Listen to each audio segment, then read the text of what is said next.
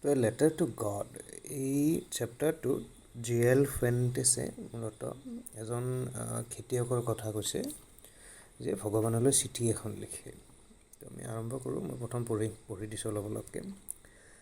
The house, the only one in the entire valley, sat on the crest of a low hill.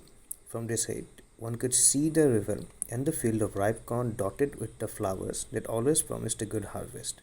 The only thing that the earth needed was a downpour or at least a shower. Through the morning, Lenshaw, who knew his fields intimately, had done nothing else but see the sky towards the northeast.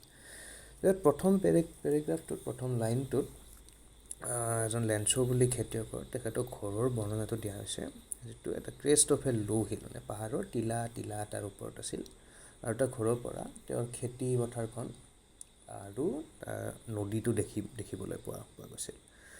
তো লেনশ্ব'ৰ খেতি আছিল মাকৈ খেতি, কৰ্ণ মানে মাকৈ, আৰু সেই মাকৈ খেতিত অলপ পানীৰ প্ৰয়োজন আছিল। গতিকে লেনশ্ব'য়ে আশা কৰি আছিল যাতে বৰষুণ দিয়ে। ডাউনপ'ৰ মানে হ'ল অলপ জোৰত অহা বৰষুণ, আৰু শ্বাৱাৰ মানে হ'ল অলপ লাহে লাহে অহা বৰষুণ।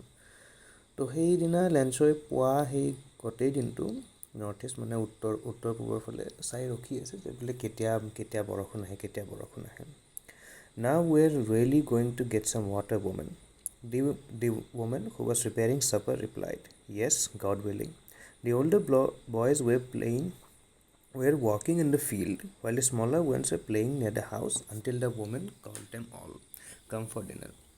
তো লেনশ্ব'য়ে ঘনীয়ে ক'লে যে বোলে এইবাৰ নিশ্চয় ভালকৈ বৰষুণ আহিব। ঘনীয়েকৈ ক'লে যে হয়, যদি ভগৱানে বিচাৰে নিশ্চয় আহিব। তো লেনশ্ব'ৰ ল'ৰা ছোৱালীহালৰ ডাঙৰকেইটাই তাৰে খেতি পথাৰতে কাম কৰি আছিল, আৰু সৰুকেইটা ওচৰতে খেলি আছিল।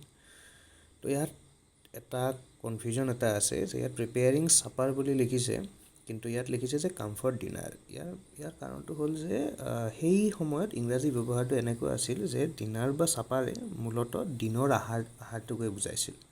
গতিকে ইয়াত ডিনাৰ আৰু ছাপাৰ এই দুয়োটা শব্দই দিনৰ আহাৰটোকে বুজাইছিল। It was during the meal that, just as Lenshaw had predicted, big drops of rain began to fall. In the northeast, huge mountains of cloud could be seen approaching. The air was fresh and sweet. The man went out for no other reason than to have pleasure of feeling the rain on his body. And when he returned, he exclaimed, These aren't raindrops falling from the sky. These are new coins. The big drops are 10-cent pieces and the little ones are 5. তো লেনশ্ব'য়ে ভাবা নিচিনা বৰষুণ আহিল। উত্তৰ পূবৰ পৰা বহুত মেঘ আহিল, ডাঙৰকৈ মেঘ আহি বৰষুণ দিলে। বতাহজাকৰ লেনশ্ব'ৰ বিৰাট ভাল লাগিল। তো লেনশ্ব'য়ে বাহিৰত গ'ল বৰষুণটো আনন্দ ল'ব। তো তেওঁ ফূৰ্তিতে ক'লে যে বোলে এই যিকেইটা ডাঙৰ পানীৰ টোপাল, এইকেইটা 10 চেণ্ট পিচেছ নিচিনা, আৰু যিকেইটা সৰু টোপাল এইকেইটা 5 চেণ্ট। ইয়াত চেণ্ট মানে ইয়াত সেই সময়ত তেওঁলোকৰ কাৰেঞ্চিৰ এটা নাম কোৱা হৈছে। So with a satisfied expression, he regarded the field of ripe corn with its flowers, draped in a curtain of rain. But suddenly a strong wind began to blow, and along with the rain, very large hailstones began to fall. These truly resemble new silver coins. The boys, exposing themselves to the rain, ran out to collect the frozen pearls. তো সেই খেতিপথাৰত থকা সময়তে হঠাতে কি হ'ল, জোৰত বৰষুণ আহিল, জোৰত বতাহ এজাক আহিল। অহাৰ লগে লগে তাৰ বৰষুণৰ লগত শিল পৰিব ধৰিল। তো প্ৰথম লেনশ্ব' লাগিল যে বোলে এই শিলকেইটাও যেন ৰূপৰ মুদ্ৰাহে পৰিছে। তাৰ তেনেকুৱা লাগিল। তাৰ ল'ৰা ছোৱালীকেইটাও তাৰ বাহিৰত গৈ সেই শিল বুটলিব ধৰিল। It's really getting bad now, exclaimed the man. I hope it passes quickly. It did not pass quickly. For an hour the hail rained on the house, the garden, the hillside, the cornfield, on the whole valley. The field was white as if covered with salt. তো লেনশ্ব'য়ে প্ৰথম ক'লে যে বোলে ঠিকে আছে, কিন্তু সোনকালে গ'লেই হয় এইটো, কিন্তু সেইটোতো নগ'ল সোনকাল। শিল আহি থাকিল বহুত দেৰি, an hour and a half, মানে এঘণ্টা ডেৰ ঘণ্টাৰ কাৰণে এনেকৈ বৰষুণ আহিল। আৰু তাৰপিছত সেই গোটেই ফিল্ডখন মানে এনেকুৱা দেখা হৈ গ'ল যে নিমখেদি সম্পূৰ্ণৰূপে ঢাকি ৰখা হৈছে। Not a leaf remained on the trees. The corn was totally destroyed. The flowers had gone from the plants. Lenshaw's soul was filled with sadness. তো যেতিয়া বৰষুণ জাক শেষ হ'ল, লেনশ্ব'য়ে আহি দেখিল যে বোলে তাৰতো খেতিডৰাত এটা পাতো বাচি নাথাকিল, একোৱেই বাচি নাথাকিল, সম্পূৰ্ণৰূপে ধ্বংস হৈ গ'ল। তো লেঞ্চৰ মনটো বহুত বেয়া লাগিল।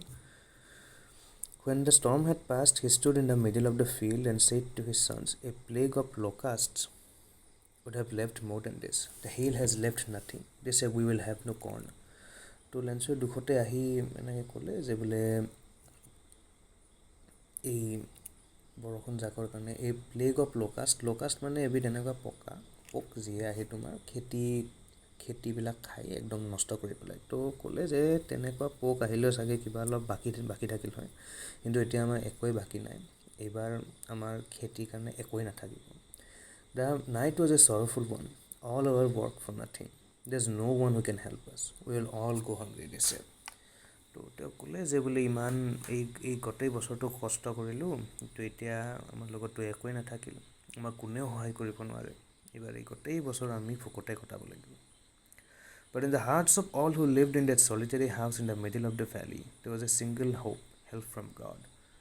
তো তেওঁলোকৰ মাজত তথাপিও এটাই আশাৰ ৰেঙনি আছিল, দেখোন ভগৱান। Don't be so upset, even though this seems like a total loss. Remember, no one dies of hunger. That's what they say, no one dies of hunger. তো তেওঁলোকে আলোচনা কৰিলে যে বোলে ভগৱানেতো এনেকৈ কাকো ভোকতে মৰি যাব নিদিয়ে, আমাক নিশ্চয় সহায় কৰিব ভগৱানে। All through the night, Lencho thought of only one hope, the help of God, whose eyes, as he had been instructed, see everything, even what is deep in one's conscience. Lencho was an ox of a man, walking like an animal in the fields, but still he knew how to write. The following Sunday, at daybreak, he began to write a letter, which he himself would carry to town and place in the mail. It was nothing less than a letter to God. তো সেই গোটেই ৰাতি লেঞ্চয়ে তাকেই ভাবি থাকিল যে বোলে মোক ভগৱানে সহায় কৰিব লাগে। তো লেঞ্চো খেতিয়ক আছিল, দিন ৰাত খেতি পথাৰত কৰিছিল কাম, কিন্তু সি লিখা পঢ়াও ভালকৈ জানিছিল। গতিকে তাৰে নেক্সট ৰবিবাৰে এট ডেব্ৰেক মানে একদম পুৱাই তো উঠিয়ে চিঠি এখন লিখিলে আৰু চহৰলৈ গৈ সেইখন পোষ্ট কৰি দিলে। কাক ক'লে? ভগৱানলৈ। God, he wrote, if you don't help me, my family and I will go hungry this year. I need 100 pesos in order to sow my field again and to live until the crops come, because the hailstorm. এনেকৈ লিখিল যে বোলে ভগৱান, আপুনি যদি মোক এবাৰ সহায় নকৰে, তেতিয়াহ'লে মোৰ গোটেই পৰিয়ালটো এই সমগ্ৰ বছৰটো ভোকতে থাকিব লাগিব। তো মোক 100 pesos লাগিব। পেছ'জ মানে ইয়াত অৰ্থটো দিয়া হৈছে the currency of several Latin American countries. সেই সময়ত লেটিন আমেৰিকান দেশৰ সেইটো কাৰেঞ্চি আছিল পেছ'জ। He wrote to God in the envelope, put the letter inside, and still trouble went to town. At the post office, he placed a stamp on the letter and dropped it into the mailbox.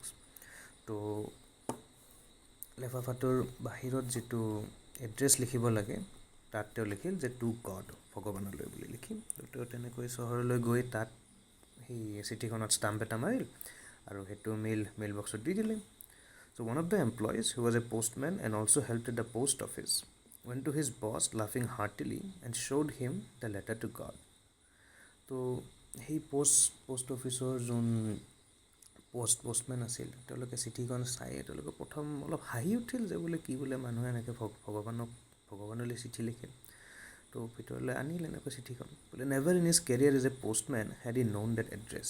The postmaster, a fat, amiable fellow, also broke out laughing, but almost immediately turned serious, and tapping the letter on his desk, he commented, "What fate! I wish I had the fate of a man who wrote this letter, starting off a correspondence with God."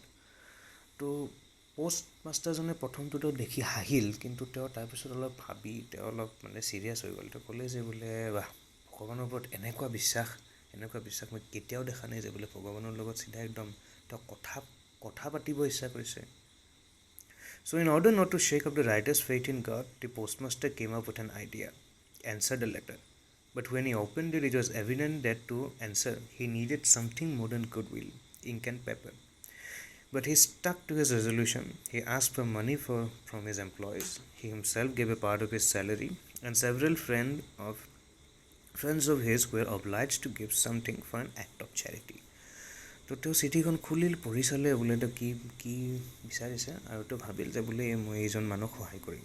তেওঁ দেখিল যে মই সহায় কৰিবলৈ কেৱল কাগজ কলম হ'লে নহ'ব, কাৰণ তেওঁতো তাত 100 pesos খুজিছিল, গতিকে তেওঁ কি কৰিলে যে পোষ্ট অফিচৰ যিখিনি মানুহ আছে তেওঁলোকৰ পৰা, তেওঁৰ নিজৰ চেলাৰীৰ পৰা বা তেওঁৰ বন্ধুবৰ্গৰ পৰা তেনেকৈ অলপ পইচা লৈ তেওঁ পইচা কিছু যোগাৰ কৰিলে.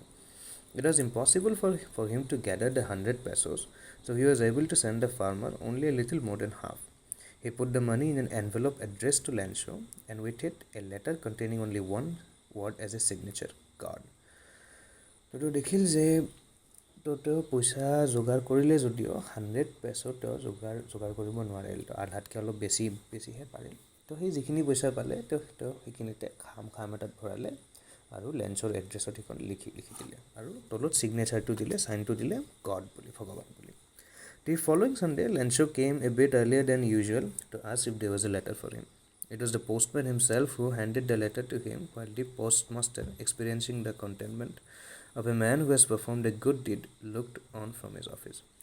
তো তাৰে পিছদিনা লেঞ্চো কি তাৰে নেক্সট ৰবিবাৰে লেঞ্চো আহি তেওঁ চালে যে বোলে এইটো কি বোলে মোৰ কাৰণে এনেকৈ চিঠি এখন আছে নেকি. তো পোষ্টমেনজনে ক'লে যে বোলে হয় আছে, আপোনাৰ কাৰণে চিঠি এখন আছে. সেই বুলি কওঁতে তেওঁ চিঠিখন ভালকৈ চাই আৰু তেওঁক চিঠিখন দিলে হাতত. তো Lencho showed not the slightest surprise on seeing the money. Such was his confidence. But he became angry when he counted the money. God could not have made a mistake, nor could he have denied Lencho what he had requested. তো লেঞ্চোৰ প্ৰথম তেওঁৰ ভগৱানৰ ওপৰত এনেকুৱা বিশ্বাস আছিল যে সি চিঠিখন পাই তেওঁ একদমেই আচৰিত হোৱা নাই. কিন্তু তেওঁ যেতিয়া পইচাখিনি গণি চালে তেওঁ অলপ খংহি উঠিল, কাৰণ তেওঁৰ ভাৱ যে ভগৱানৰতো ভুল হ'ব নোৱাৰে বা ভগৱানে মই যিটো বিচাৰিছোঁ সেইটোতো নিদিয়াকৈ থাকিব নোৱাৰে. তো immediately Lencho went up to the window, asked for paper and ink.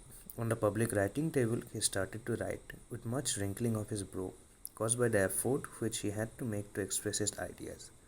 তো লেঞ্চোই পোষ্ট অফিচৰ তাৰে যিখন পাব্লিক ৰাইটিং টেবুল, মানে সকলো মানুহে এখন লিখাৰ কাৰণে যিখন টেবুল থাকে সেইখনলৈ গ'ল.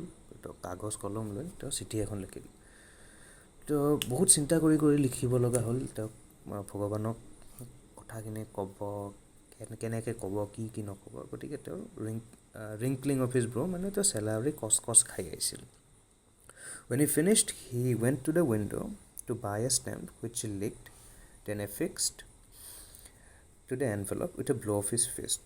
তো তেওঁ লিখা হোৱাৰ পিছত ষ্টাম্প এটা কিনি উঠি তাত এইখন চেলেকি দি সেই চিঠিখনত আঠা লগাই দিলে. The moment the letter fell into the mailbox, the postmaster went to open it. It said, God, of the money I asked for, only 70 pesos reached me. Send me the rest since I need it very much, but don't send it to me through the mail because the post office employees are a bunch of crooks, Lencho. তো চিঠিখন পঢ়াৰ লগে লগে এই অফিচৰ মানুহকেইটাই খুলি চালে চিঠিখন লিখা আছিল যে ভগৱান, আপুনি মোক যিখিনি পইচা মই আপোনাক পঠাব কৈছিলোঁ তাৰে কেৱল 70 পেছহে মোৰ তাত আহি পালে. মোক বাকীখিনিও দিয়ক, কাৰণ সেইখিনি মোৰ যথেষ্ট দৰকাৰ হৈ আছে. আৰু এই পোষ্ট অফিচেদি নপঠাব, কাৰণ এই পোষ্ট অফিচৰ মানুহবিলাক এটা বহুত বদমাছ হয়. ইয়াত বাঞ্চ অফ ক্ৰুকছ, মানে এটা চোৰ বুলি কোৱা হৈছে. চিঠিখনত চহীটো দিয়া হৈছিল লেঞ্চো বুলি. তো এইটোৱেই মূলত.